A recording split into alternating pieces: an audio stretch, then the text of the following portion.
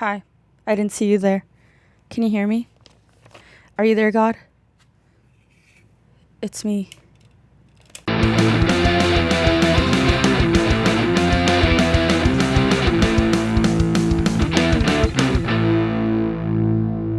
Cass Radio. You're listening to the elusive sounds of Cass Radio. Hey. Hey. Hey. Hey. How was your weekend? Pretty eventful. We had an eventful week. This is a special episode. We're going to be recapping our time spent at Oak Cliff Film Festival. Yes, we are. I had one of the best weekends of the year. I enjoyed the whole experience, and I'm so lucky.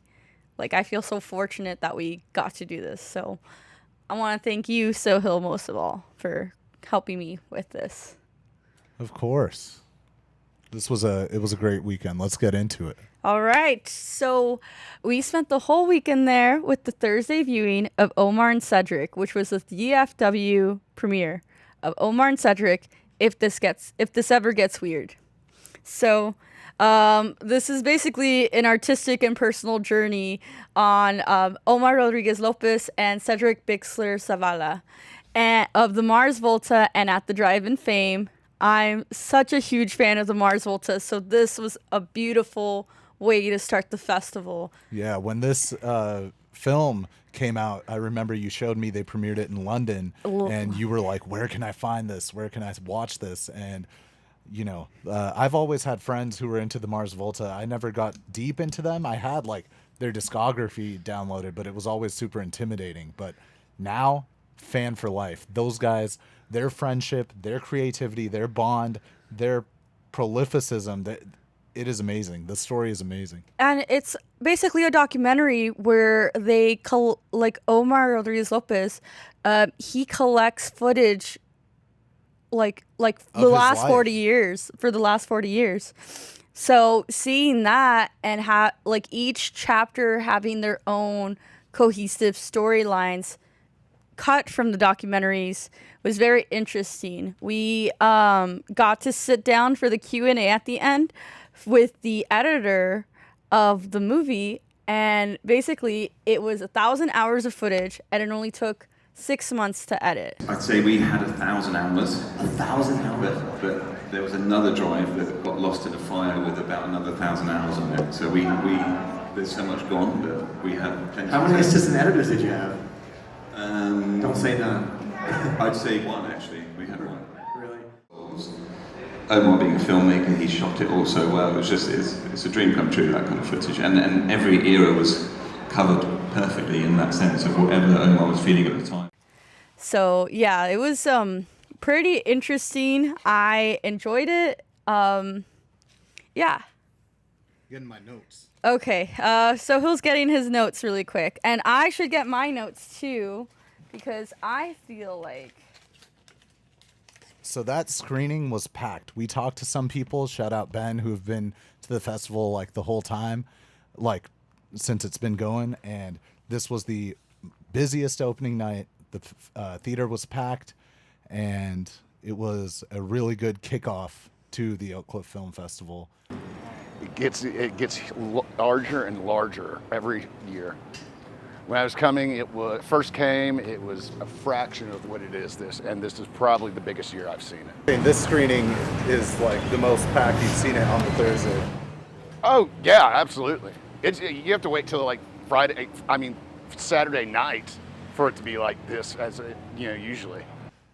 The theme of the festival this year was movies are all around us, and no joke, that whole week was a movie. But that night, what a good first act. Honestly, it was incredible. I love the unconventional format. Those two were always unconventional. They were always ahead of their time. And I really appreciate witnessing their bond. And it's really inspiring to Sohill and I. So yes, yeah, it inspired me heavily. The Q&A, there was some good stuff. Oh, yeah. Like the coolest thing, like...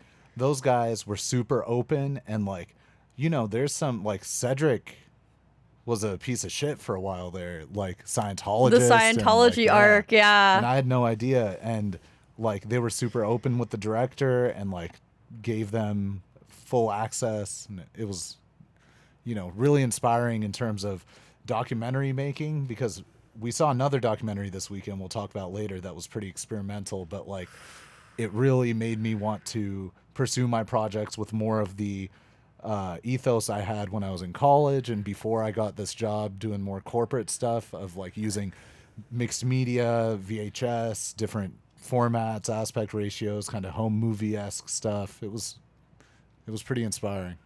Definitely. I wanted to say that the Q&A was so interesting and insightful that I wanted to add that basically a tidbit about this is that Omar had this hard drive and he went through 4 directors before landing this production company to dive into their lives, like the intimate part of their lives, and put it out on the screen. So it was awesome. And we got a screening to one of the Texas student shorts for Friday, and it was called Earth to KB, which is a portrait of KB Brookins. Excuse me. So we got a screening from the Texas student shorts called Earth to KB, which is a portrait of KB Brookins, a Black and queer and trans Texas artist. And when we saw it, it like pulled you in. It was very ethereal. It was very insightful. I think as a non-binary person, I do relate to the name, to the identity around your name and the identity around your new name, and feeling that push and pull between who you are as a person. And it was so beautiful. We had an experience with our team from our nonprofit organization, SEMA Arts, interviewing the filmmaker and the director, M, and the creative director, On. So yeah. Yeah, we were in talks with them before the festival. We really wanted to interview them and kind of bridge the gap between, or build a bridge between Dallas and Austin, especially in terms of like these fringe or like, you know, niche art scenes. And they were nice enough to like open up and we interviewed them, and the film really was very beautiful. And I think the way it was shot, we explored it in the interview, but it really mimicked KB's narrative and KB's story in a visual and, you know, filmic way. So keep a lookout for that profile. We're going to release that through SEMA. Definitely. And then for Friday, we got to experience the first ever animation block for the Oak Cliff Film Festival. Crazy. Amazing. We're going to hit up Suspended Animation now, so we'll be there. Yes. There was 2 standout movies that I loved. Obviously, it's going to be This Is a Story Without a Plan, because I love Cassie Shaw's artistry. I love the direction it goes. I love the obscurity, but the shapes and the colors and the textures, it's incredible. It always takes me away. I saw another film of theirs called and there were 4 of us, I believe, and it's the same style. It's so, I wouldn't say like, it's almost extraterrestrial, and you have like this like hint of like sound like pulsating through your ears, but like a nice little, like it feels like if you were to imagine an ambient song, but like visually, and seeing how it comes about. It's beautiful. One of the best movies I've seen. One of the best animation series. It really kicked off the block itself, and I'm really excited to see what's to come with this animation block for next year. Oops. And then I unfortunately missed it, but I got to watch it. Hopefully she puts it on YouTube, or it's on YouTube, but I remember when you showed me her, I sent Jonathan and Michael that YouTube video, and like they loved it, and I loved it, and I think about it quite often. What's her name? Cassie Shao. Shao. Amazing artist. And then a second standout piece. They really saved the best for last on this one, but it was Mr. Rabbit. And I told Sohil, it feels like we're watching like a sneak preview, like a soft pilot for an Adult Swim show, because it was just that good. Like it reminded me of Super Jail. It reminded me of just how, yeah, Mr. Pickles, Super Jail. It's very inspired, like, and just like the direction of art and the narrative was so interesting because while it was humorous, like it still had that sense of like you were taken aback in that moment, and like it was kind of like a moment of clarity for not just Mr. Rabbit, but for the audience as well. So I think that was one of the best short films I've ever seen, honestly. It was good. And there was a mix of 2D and 3D animation. So it honestly, like, as soon as it comes out, that's all I'm going to recommend to people. Yeah, I mean, it was super cool. Like, at the turning point, it goes straight into, from that 2D you saw in the trailer to, like, I don't want to spoil it, but, like, Blender 3D animation. Hilarious. It was funny. Yeah, it's a story of betrayal, friendship, unemployment.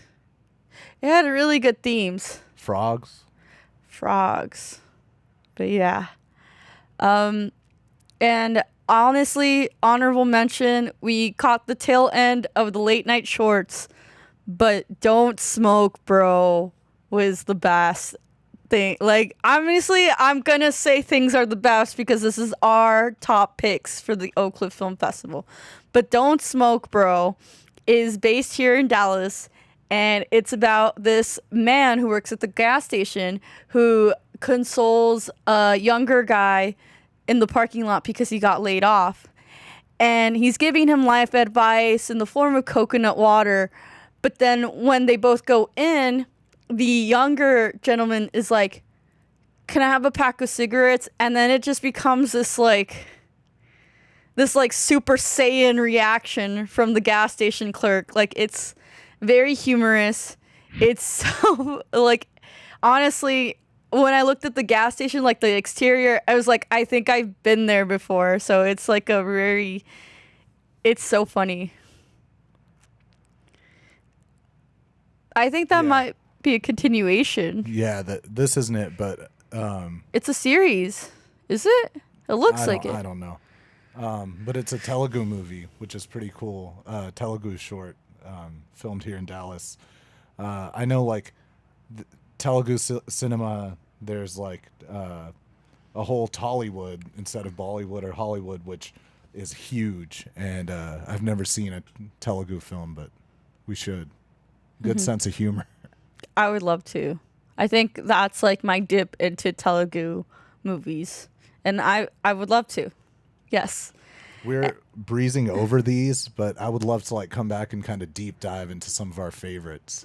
Yeah. This is like just a off the dome after watching it reaction, but yeah, if like you're down. maybe we could do like a research segment on these. Yeah, I want to prepare some like essay style thoughts. Oh yeah. Yes. Okay, so that was it for Friday night. On Saturday, we caught the beginning of Not an Artist. We caught the whole movie, but we missed the beginning of Not an Artist, which is a DFW premiere. It was directed, written, and starring Alexi Papas. I don't know, Papas? P-A-P-P-A-S. Pappas. I don't know. Okay. Well, Anyway. It was about basically Not an Artist entailed of this woman divorcing her dad, placing a boundary between them because they had such a very close, tight-knit relationship, almost codependent on the father's part.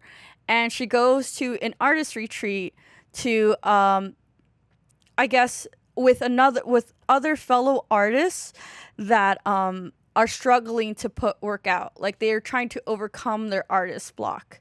And you've got a really good cast. I mean, you've got Haley Joel Osment, and then you have RZA, who's running the residency program. And I'd say that this movie is very synonymous with theater camp. I do agree with that because it was wholesome. It was a really good watch. I was so calm throughout the movie, and I always appreciate movies like that. This is a definite rewatch for me. Yeah, rewatch, and I recommend it to like everyone, like especially, people who have had that feeling of like imposter syndrome, or am I an artist, or should I put this out, or any of you who have made something but never released it.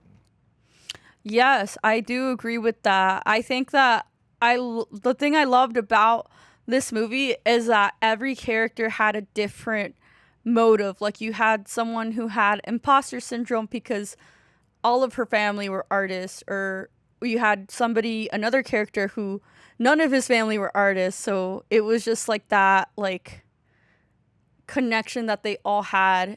And it was nice. It felt like a reality show at times because there was an elimination process, but I won't spoil it anymore. Yeah, that was a standout for me. It was one of the best movies I've seen.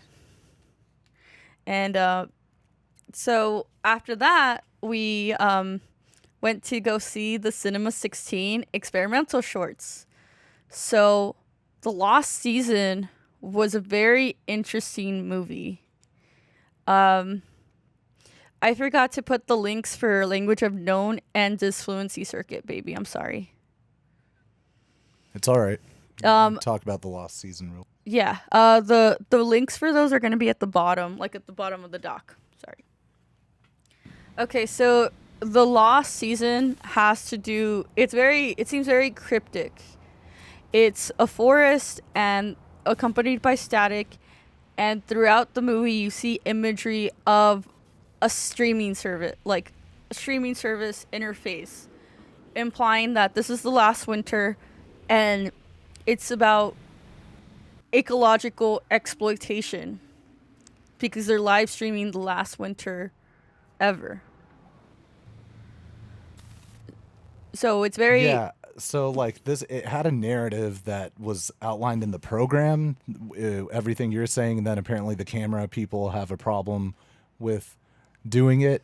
None of that read or played in the film, which I think is actually kind of cool because you can interpret it how you want, but then you can go read like if you want it kind of spoon fed to you, or like told what the intention is. I've never really seen that before, where it's like a movie where you can interpret it however you want, but they're literally telling you the plot also in the movie. In the log line, like in the program. Oh yeah, I was reading from that. Sorry, I feel like I'm the type of person you're talking about. But yeah, I mean, I didn't quite catch the camera operators. I think the way I interpreted it when I first saw it was it was like as entertaining as watching paint dry or grass grow. Like, it's just that I feel like streaming has been commodified, but also oversaturated.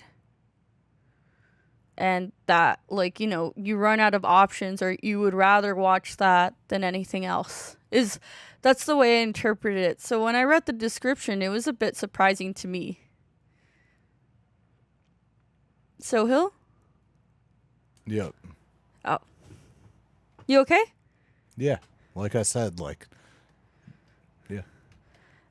For Language Unknown was one of my favorites. That one was, the logline says, plant sentience. But I thought it was very interesting that they mixed like body parts, like just a mouth or like lips or like an ear, an eye, and they mixed that with plant imagery. Yeah, it was like plants taking over a house, kind of, right? That one? Yes. Yeah. I've noticed a lot of flowers within the experimental shorts. Yeah, I think if I may, Cass, this is where like I wrote some notes and like Yeah. Yeah. so like my journey with experimental film, I was in an experimental class in college. Oh man, my brain's broken. You're okay. I was in an experimental film class in college, and the reason I went into film was not because I loved movies necessarily. It was more so that I saw film as a combination of visual art and music, or audio art or sound design, that I could basically make, like, I didn't know at the time, but like experimental films or like video poems, or like, you know, show images and make the sound design and music for it and kind of create this third thing with it, right? And like just wanted to make trippy, cool stuff that took you to like another state almost.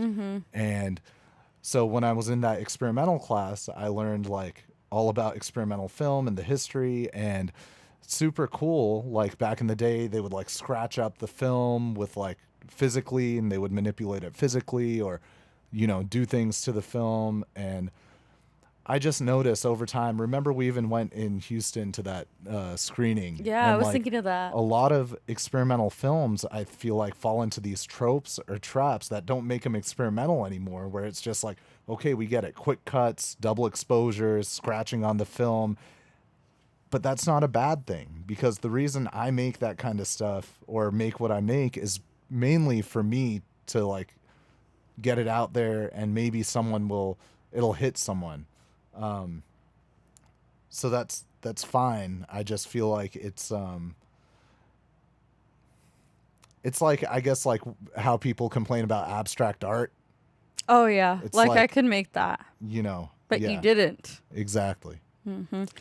I feel like I have an experience with experimental art and film. I think I only fall into those tropes because whenever I showed people my work, people would often say, I don't get it. And I'm like, it's abstract, it's experimental.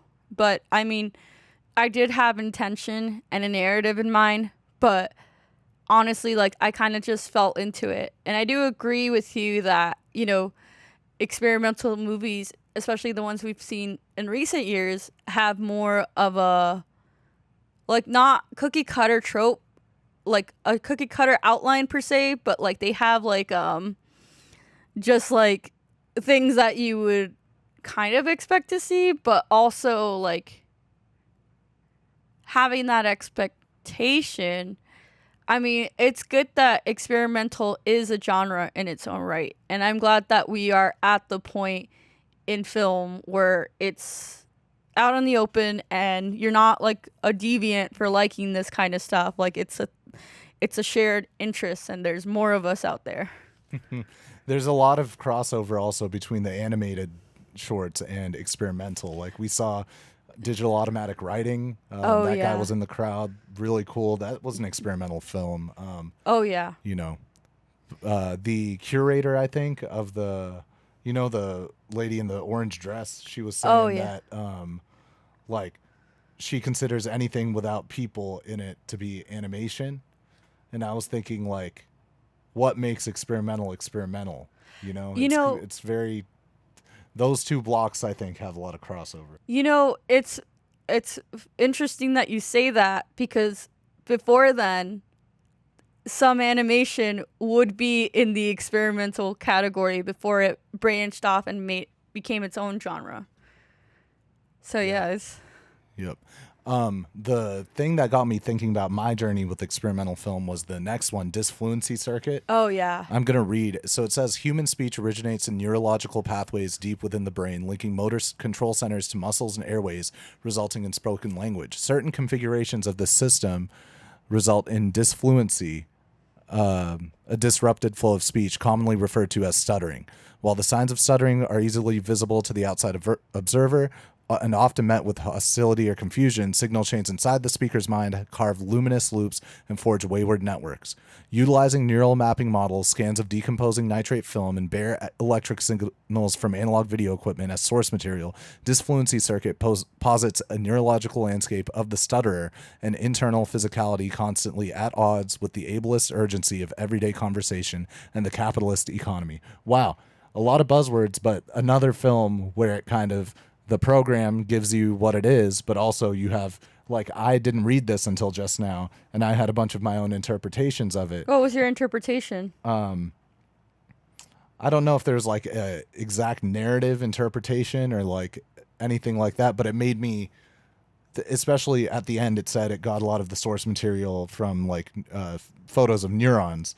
But until I saw that, I was like, oh, this could be so basically the film was a very high strobe, like images of neurons, black and white, flashing in and out and in different like capacities.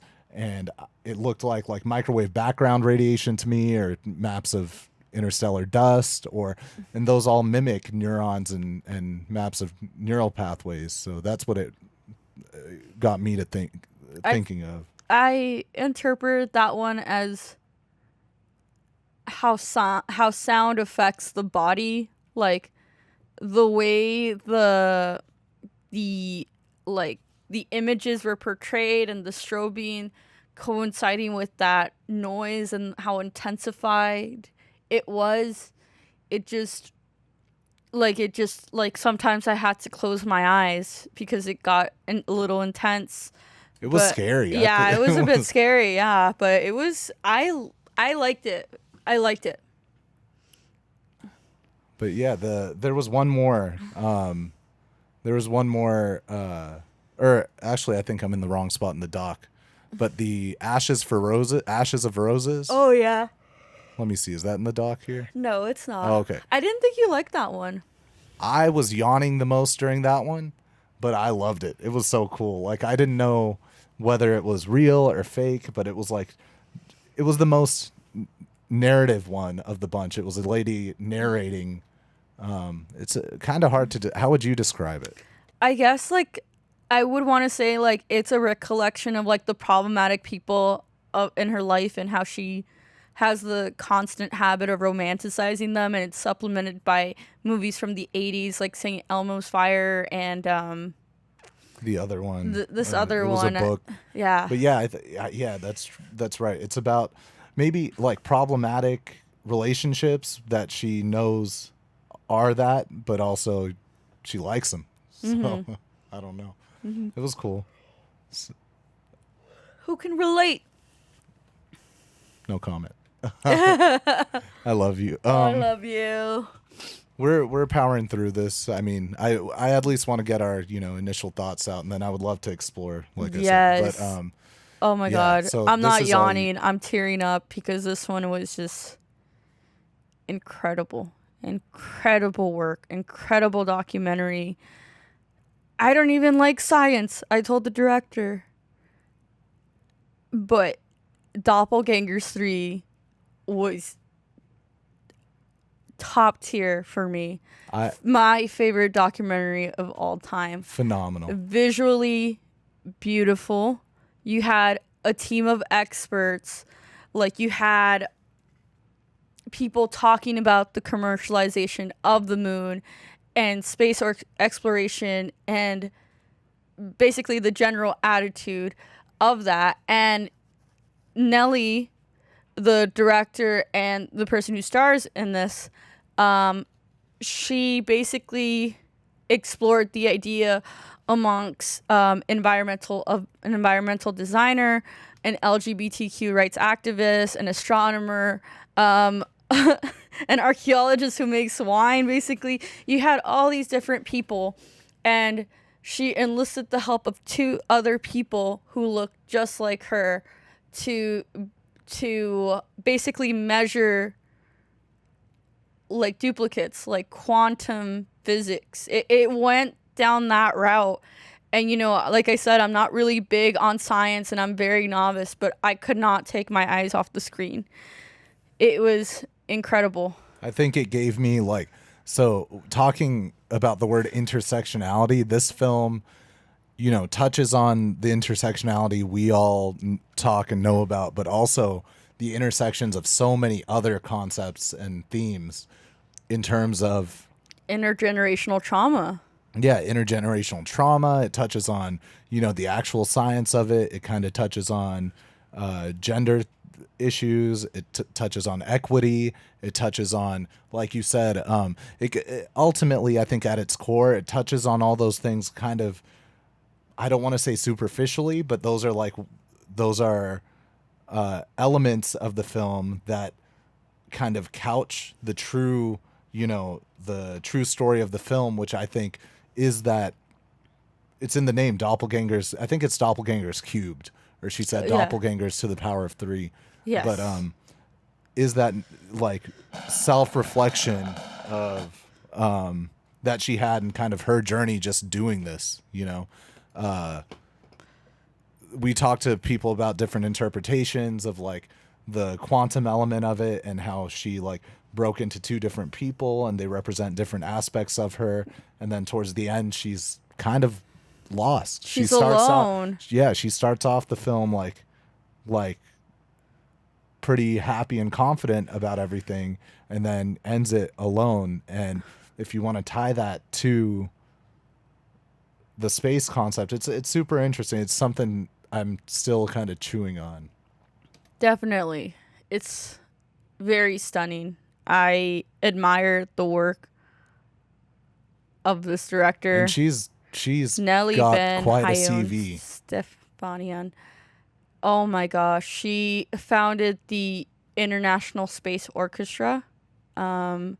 She is very big on human experience and designing experiences. And I had we had a really good conversation with her at the end, and I feel like it was very enlightening to feel like even for both of us, like Sohail and I, like we tend to dip our fingers into different pots, and like we're always like thinking like, oh, should I just hone in on one thing and one thing only, even though I'm not good at it. But I think the thing is like that's all part of the experience, and that gives me more clarity on how we navigate these concepts. Because I think Sohail, I think you loved this movie a lot for the science, and I loved it for the art, and even having that intersect was something enjoyable. Oh, and yeah. I could not wait for this to come out so I can recommend it to everybody I know. You think I think she might come on the show. No way. We can ask. I would love to interview her. I told her I hope our paths cross again soon, Well, Nelly. she literally told you stay in touch. Oh, but I feel like she says that to everyone. So she still said it. That's true. She's so sweet. She's so lovely. Speaking of sweet and lovely people, shout out my boy Kareem. Kareem Tabsh. Yes. Okay. I have to be professional for this one. Kareem was an excellent person to interview. Kareem co-directed Naked Ambition, Bunny Yeager, which touched on the world's prettiest photographer. Basically, she was known in photography circles. She was a revolutionary. She was incredible, ahead of her time, like redefined fashion and the style of photography within the 50s all the way down to the like 70s.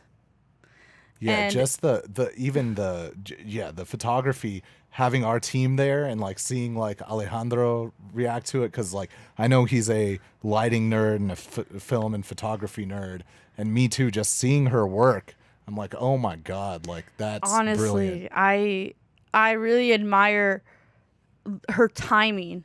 Like she got it like that mid-air, wind blowing right behind the subject with the scarf. Like, and even like my favorite thing about Bunny Yeager was when they said that you could see it in the models' faces that they trust her, like in these photos. And I think that that's very meaningful.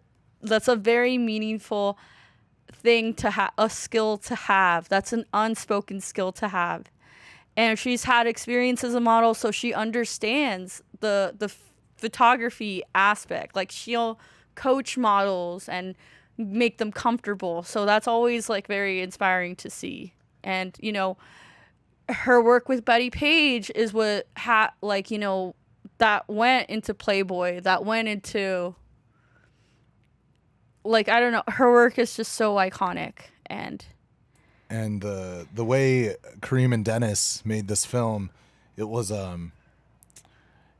I think really did her justice, and like told the story. To me, the most interesting part, which he addressed in the Q&A with Emily, that we kind of asked in our interview too. We also interviewed Kareem during the festival, yes. and that'll come out as well with SEMA. But the kind of reaction her own daughters had, Oh, and yeah. her family, like her, like one of her daughters Completely really against disapproved. it. Yeah, Against it. which is, I guess, shows you like, you know, kids. But it skipped a generation because Bunny Yeager's granddaughter wants to know more about Bunny. Yeah, I mean, she revolutionized the selfie. She, you know, Basically invented the bikini. Or revolutionized the bikini is what I hear. right. Yeah. Yeah. And it's good to have that, like, you know, I remember asking Kareem, like, if Bunny Yeager were active today, 2024, what would her direction be? And I'm not going to spoil the interview, but I will say that it would go in the place of inclusivity, because that's always revolutionary. Yeah, it's a good interview, and he's a really chill dude, like very sweet guy. He, you know, met up with us, left his filmmaker brunch early to meet up with us. Oh my God. Yes. I really appreciate the time that he had for us. And, you know, I even cited his previous film, Mucho, Mucho Amor, which is the documentary on Walter Mercado, known astrologer, most famous astrologer I know. I love how you say known astrologer, like known pedophile. No. Walter Mercado Let's cut that.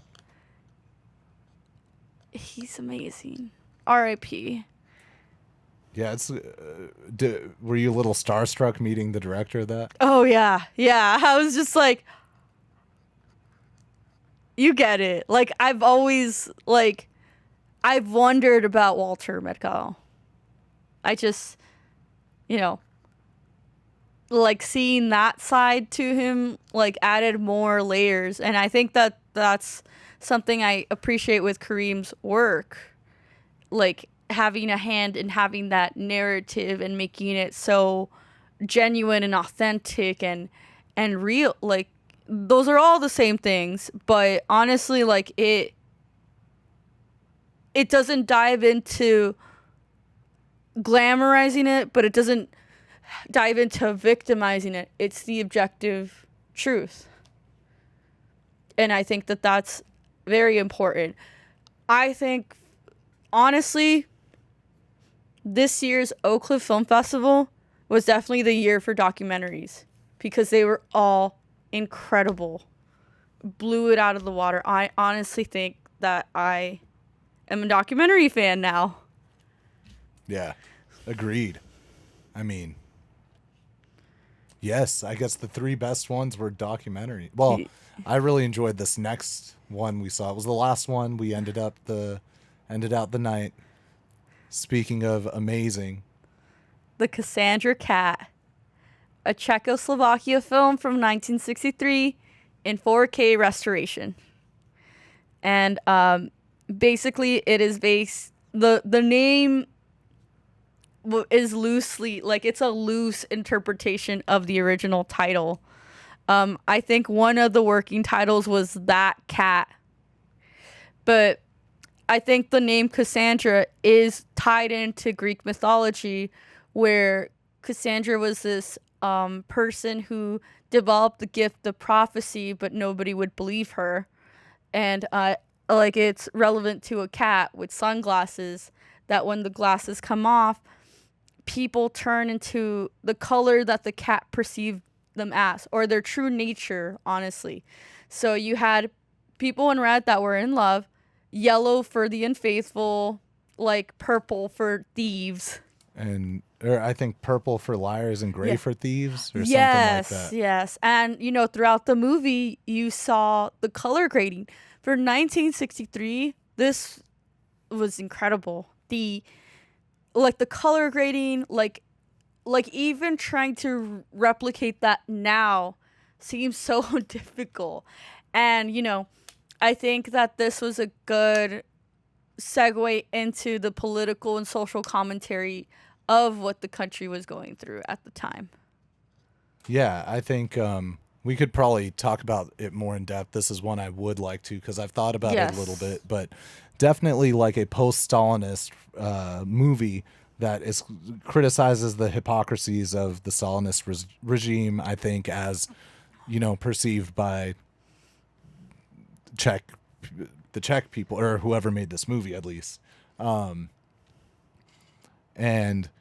I love that commentary, because Stalinism is the one that's pointed to the most when people are like, socialism is bad because look at all the people, and look at Stalin, look at everyone who died. First of all, not everyone, it wasn't socialism's fault that everyone died, but the concept that socialism and communism has to mean that everyone is the same and there's no individuality is completely antithetical to most leftists I know, and like Marx himself, in which communism is the end goal so we can all have time to express our individuality. Yes, we have worker solidarity. Yes, we have, we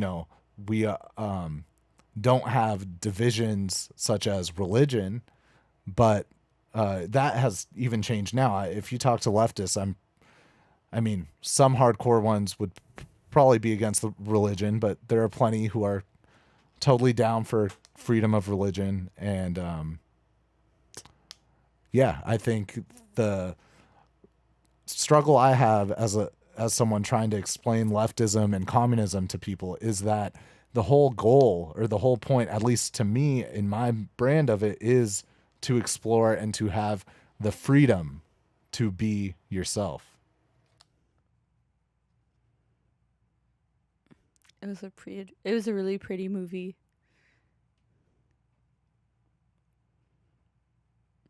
Agreed. I'm sorry. Did I go? No. I really enjoyed it. Like, I really like the themes of like the kids protesting for like the sake of freeing the cat. Yeah, that was awesome. Yeah, like them making their own interpretations of the cat and hanging it up on the ceilings outside, and just everybody having this fear because people don't want to be out. People don't want their true nature to be revealed.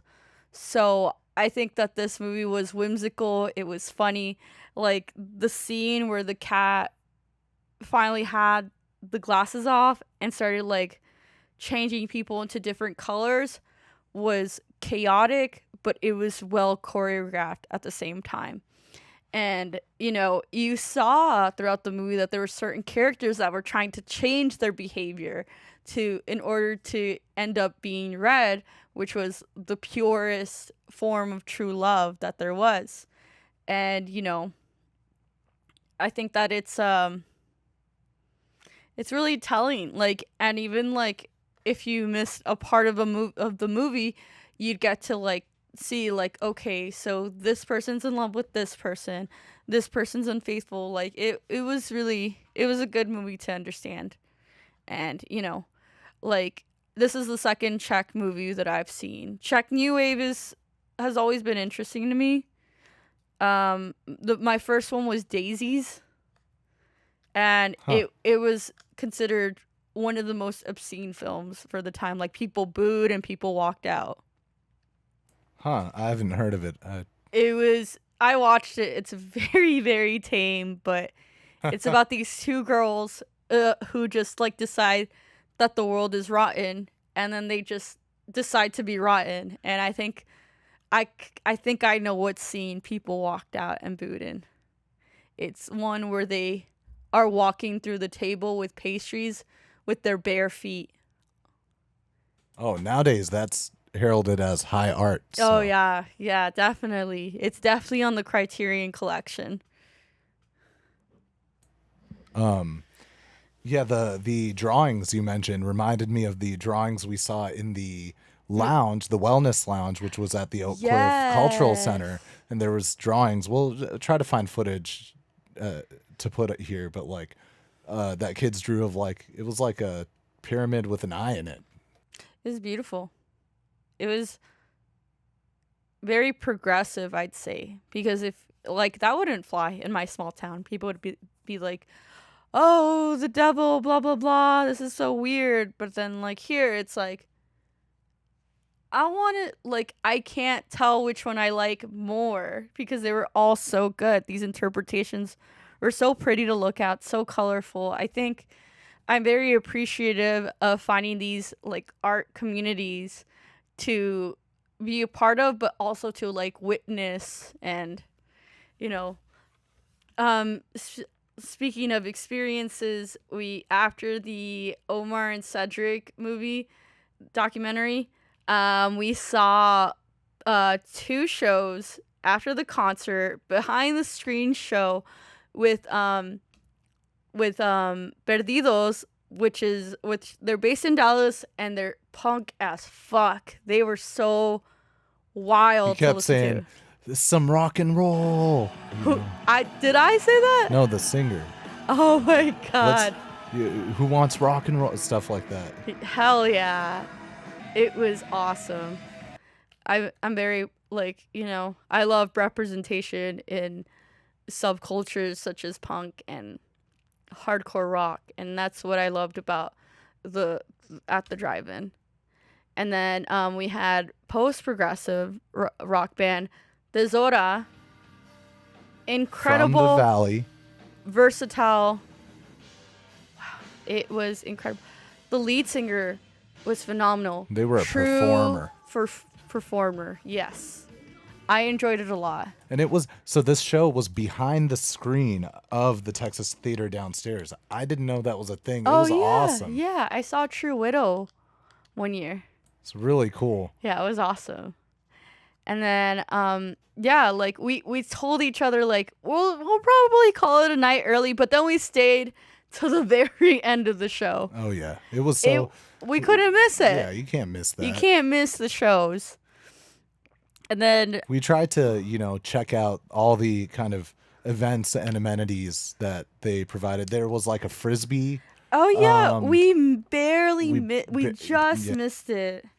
I mean, we got there and there were cool Frisbees and, but we missed it because it was on the other side of the park that we thought. So yeah, we were kind of looking for it, but then we're like, oh wait.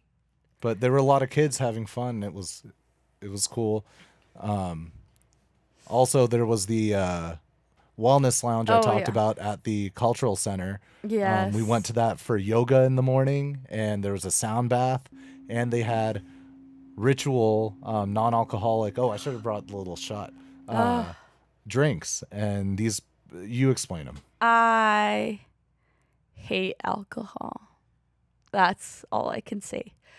But this was really good. I feel like I'm selling it, but like honestly, their berry pouch was like good as hell. Like, and then like the ambassador told or the host of the wellness lounge was telling me that they put aloe vera. So like when I was drinking it during yoga, I was like, oh, like I felt like I was having like a breath of fresh air. I feel. Yeah, there were 2 flavors. There was a gin-based one, which was like a fruit punch, kind of hibiscus Oh yeah, it was so good. vibes, and then a rum-based kind of pina colada Oh yeah. thing, which was delicious, a lot sweeter. And then they had little shooters of like the Oh yeah. different. My favorite was the aperitif shooter, and as someone who does enjoy alcohol and the taste of it, the aperitif one was definitely the best. Some of the others, I think they have work to do, and we're not sponsored by them. We can say whatever. We would like to be. Oh, well, maybe they can step up some of their, just some of the. I mean, maybe they'll appreciate the honest feedback. Yeah, I liked some of them. I think some of them are looking at the ingredients. It's like flavors and sugar and like, I think I would love to talk to them or like tour their distillery and see how they produce this, because it seems like they're selling $40 bottles of like something you can make at home, I as definitely, opposed to if they're Dallas based, I would love to schedule a tour. yeah. That's something that we will plan on doing. I feel like there are companies that make, like, when it comes to like something like gin, like you can take all the botanicals and the juniper and like really do something with it. But I get it, if you're trying to mimic rum without distilling sugarcane, I get you. It's probably going to be just molasses water. I don't know. But I they like did it. replicate the burn really well. They did for tequila, the tequila, yeah. but it tasted kind of like feet. But It smelled like feet, but it didn't taste yeah, like feet. it smelled like feet. Okay, so nearby places we went. So Sohail had a little bit of an emergency on so Friday. That was like it started at the other lounge we went to. It was a VIP happy hour thing. And we went there and it was okay. We met Fantasy A. Shout out to Fantasy Fantasy A. I'm a fan. Love that guy. Yeah. Wholesome. Yeah. Very, very cool. Gave us some Seattle Rex. We were in the same showings as Fantasy A. Oh, Fantasy yeah. A's got taste. Good taste. Yeah. He saw the same things we did. I just wanted to add that after Doppelgangers and Demigoddesses, the screening, after Doppelgangers Cubed, we caught up with Fantasy A, and he gave me a signed poster of his movie, Fantasy A Gets a Mattress, and it is based on his life. He's an aspiring rapper based in Seattle, and he was in a group home, and he got kicked out, and a lot of it, I can't wait for this documentary to leave the festival circuit and have us be able to see it, because sadly we missed it, but I look forward to it. And I love the heart that Fantasy A has and the genuine spirit. And it's a true testament for Triumph. I mean, look at that F. It's so cool. Yeah. I don't know. I was feeling great all day, and then suddenly I either had a bout of low blood sugar, low blood pressure or something, but like we went to go eat at Beep. what was it called? Let's air it out. Like I don't eight like Faux 88. And I had just come out of having GERD, so I could only have safe options, which is grains or pasta, plain pasta or chicken. And they gave me this bullshit reason of like having the protein packaged in with stir fry, which is already not a good sign. And also, it doesn't make sense because they also sell banh mi and offer the extra protein. Yeah, you were just asking for plain noodles and chicken, cooked chicken in some way. And they're like, no, we can't give you any chicken because it's all cooked with the stir fry, with the sauces and everything. And I get it. Like, you don't want to give like something that's like unappetizing to someone. But there's the chicken for the banh mi, which is... Yeah, I think that they were trying to think that I was trying to scam them and to like... Whatever they were trying to think, they didn't... We ordered one banh mi sandwich, which is simple as hell, and then a side of noodles, soaked noodles. And it took 40 minutes. And we still walked didn't out. get it. And the vibes were horrible. I think I Yeah. got sick because of them. The Being in that- asbestos in there, and the hatred in that restaurant. Yeah, how do you like... It smelled like I felt Karen. I felt like there was some bigotry, which I don't understand because they all looked Latino too. Yeah, I didn't understand that either. What are these? Never mind. I don't know. Anyway, we went to Banh Mi Station because that was the only place I can think of that we can get food quicker, and we could still make it to the animation block on time. This happened Or on the Friday. late night shorts. No, it was the animation block at Bishop Arts Theater Center. That's right. And then we went to late night shorts. Yes. And Banh Mi Station, all reliable. Love the bao buns. Love the banh mi. That curry brisket. Oh man. Oh man, it's my go-to. But then on the next morning, we went to El Jordan Cafe. I got one of each breakfast tacos, and I got basically a wet burrito, and it was good. Oh my god, it was like it sustained me for such a long time. And you know, for us, like, you know, we're also in festival mode, so we're like, did you drink water? Did we drink water? Like, and then we like forgot to eat at times. Genuinely forgot to eat because time just crept up on us. Like, it was just like boom, boom, boom, boom, you know? Yeah, we walked there so we shot our interviews in 2 co-working spaces in Oak Cliff. One was Wax Spaces, and they let us use their podcast room. Mm-hmm. We booked it. We paid for it. And E-Creative Spaces, which was also a beautiful space.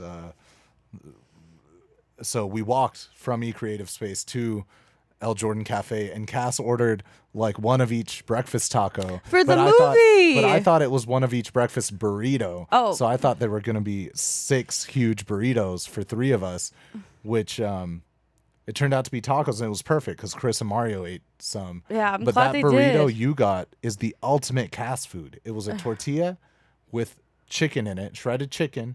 That's it. And then rice and beans. Like, So good. I was so happy you got to eat that. You know, you're the only person that's seen me scarf food down like that and will still talk to me. I don't believe that. Oh. No, I've talked to your high school friends. Oh my god. And then, okay, so after the experimental shorts, we went to Hunky's and we got to spend some time with Chris, our creative director or creative consultant. I don't know. Well, we got to spend time with Chris, and we went to Hunky's, and I just came off the GERD, so I was unstoppable. I was like, I want a chili dog, I want a burger, I want fries, I want to live again. So, yeah. And we did live. And I got a slice of cake and a brownie. And Yeah. we ended up going to the Wild Detectives, and I'm really happy that we went because I got Latin American Horror Stories right here. Through the Night Like a Snake. So it's a collection of Latin American horror stories. And one of the last descriptions here is Kermit the Frog Dreams of Murder, which is my type of book. So I'm ready for this. Even the cover's so pretty. Look at that. So obscure. It reminds me of the one experimental short that we watched about the snow. And then we took a stroll around Spinsters. Spinster. I like the new layout a lot. It was really good. I honestly theory, but or hasn't been confirmed, but I'm almost certain it connects directly to Lady Love. And if that was true, then that's smart because it's just right there. But that's just alleged. That was just a theory that I had when I saw someone come in through the back. I was just like, But who knows? Okay, so the next day we went to Slowbone, and it was Sohil's first time there. Oh man. Top tier barbecue. Top tier barbecue, everybody. Yeah. Right across from Susan's, our first date location, and some of the best burgers. Slowbone, really top tier barbecue. Good sausage. The brisket, I had fatty brisket. It melted in your mouth and was good. Sometimes I find brisket honestly the worst thing on a lot of barbecue places' menu, which it shouldn't be. And then their sides were phenomenal. The mac Even and in cheese. Texas? Yeah. Oh man. They really set the bar low. I was gonna say the mac and cheese was phenomenal though. And they had free hush puppies, which were mid, admittedly, but that's okay. You're not going for the hush puppies. They're free. And cornbread, which we didn't get. I wish we did. We were too full. We were gonna get 3 meats. I'm like, no, we're not. Yeah, we got a good amount. Yeah, we got enough. We got enough to hold us over for the last movie. So after Cassandra Cat, we went with Alejandro to Eno's Pizza, and Sohil said, "I'll only eat Eno's Pizza one way." It's at the Texas Theater. Yes, like with a layer of ice being scraped off by that one guy who works there. Oh my gosh, that was iconic when he did that for the People's Joker. Yeah, maybe we talked about that, but yeah, I got the Eno's Pizza at Texas Theater. He pulls out the freezer. There's a layer of ice this thick, like crushed on there. He just tosses it on the ground and bakes the pizza. That thing slapped. It was awesome. It was good at the restaurant too. It was all right. It was awesome. I like their truffle bread that had cheese on top. Their truffle cheese bread was good. The pizza we got was good. It was like a meat lovers type of pizza. With honey. Yeah, it was awesome. And it's like a pub style, like Chicago pub style. Or it's it was like crust. A thin crust. And then we finished off the night at Lady Love, where Wamono Nights was DJing. Like. Is that the guy we played basketball with? Brent? Yeah. I think so, because a lot of the people from Sprinkle Trinkle Town were at Lady Love in the later part of the night when we had to leave. So I ran into Agnes, we ran into Chris and Gino. Like, it was just so fun. Like, I was so sad we missed Sprinkle Trinkle Town, but like seeing them and just being like, oh, so how was it? Like, oh my God, like just catching up. Like, that was fun. It felt like, you know how you go on 2 different field trips and then you come back to school and you're like, how was the day? Yeah, I feel like it was one of the first times we got to like talk to them when they weren't like hosting. Oh yeah, all that, so they're the coolest. I mean, I'm a fan. I get starstruck sometimes. I'm like, oh my God, is that them? No, they're really fun to talk to. They answered some questions about the Sunny Angel discourse I brought up some burning earlier. questions we had about the Sunny Angels discourse.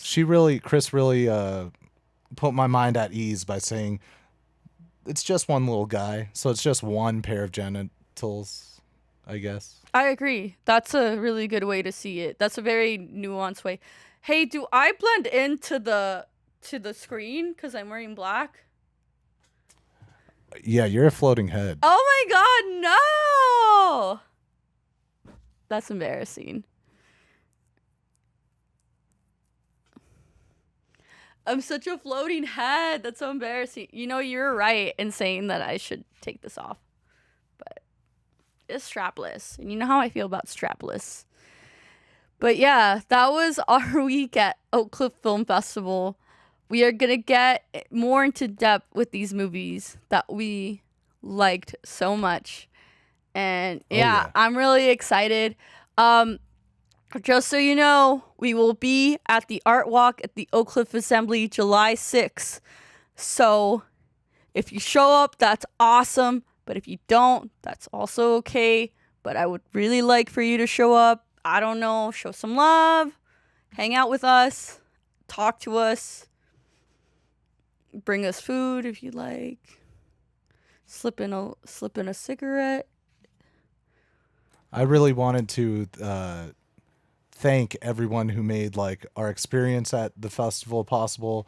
Oak Cliff Film Festival, Chris, Emily, everyone there, and also the SEMA team, and being able to really do what we want to do with the support of a community that has like-minded goals is awesome.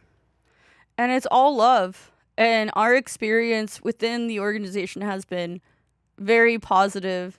Like, even being with Sohail and finding our place, like in communities, like especially locally, is very important because it really does feel it is home.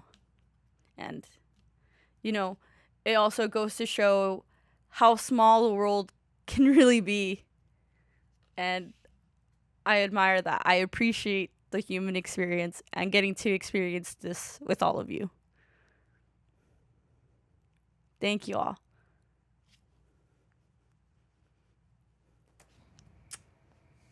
I think that's it. All right. You coming over or I'm going over? I'll come. It's season 2, isn't it? Yeah! We're switches. We switch off sometimes. Yeah, he is a switcher. Little life update. Oh, what's the life update? Wait. What's the life update? I was AD today on the news show I work on. That was fun. Super fun. I'm so proud of you. I'm proud of you, baby. Also, before we go, we won a raffle. We won a raffle, everybody. We finally did it. We won a raffle. Yes. Finally. We've one of our goals for the year was to win a raffle, and we won it fair and square. It got pulled fair and square. But I love it. I love this pendant. Isn't this pendant so us? And it's for a very beautiful cause. Oh yeah. Free Palestine. The Palestinian Children Relief Fund. Which we'll link to. I love you. Free Palestine. Free Palestine. It's hot as hell. No, that's what I call using your platform. Not as hot as probably it is in. Never mind. In my pussy. Ooh, we're so rolling. You exported? Give us one. Take it off. Just the very end. Give us one beauty shot. Beauty shot. Woo! Look, my armpits are so. Let me in there.